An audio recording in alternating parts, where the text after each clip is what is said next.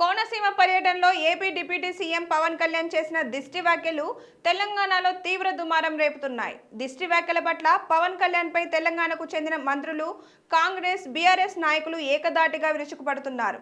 తాజాగా తెలంగాణ ప్రజలకు పవన్ కళ్యాణ్ బేషరతుగా క్షమాపణ చెప్పాలని మంత్రి కోమటిరెడ్డి వెంకటరెడ్డి డిమాండ్ చేశారు.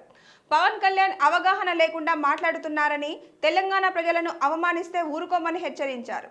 పవన్ కళ్యాణ్ వెంటనే క్షమాపణలు చెప్తే తెలంగాణలో ఆయన సినిమాలు కనీసం 1-2 రోజులైనా ఆడతాయని, లేకపోతే తెలంగాణలో ఆయన సినిమాలు ఆడవని వార్నింగ్ ఇచ్చారు.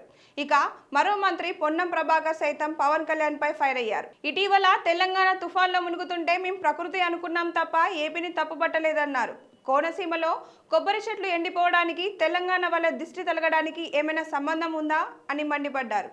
పవన్ కళ్యాణ్ వ్యాఖ్యల పట్ల జనసేన మిత్రపక్షమైన తెలంగాణ బీజేపీ నాయకులతో పాటు ప్రధాని మోదీ, ఏపీ సీఎం చంద్రబాబు స్పందించాలని ఆయన డిమాండ్ చేశారు. ఇక ఇప్పటికే బీఆర్ఎస్ నేత మాజీ మంత్రి జగదీష్ రెడ్డి పవన్ కళ్యాణ్ వ్యాఖ్యలపై ఫైర్ అవ్వగా, కాంగ్రెస్ ఎమ్మెల్సీ బల్మూరి వెంకట్, ఎంపీ చామల కిరణ్ కుమార్ రెడ్డి కూడా పవన్ కళ్యాణ్ పై విరుచుకుపడ్డారు.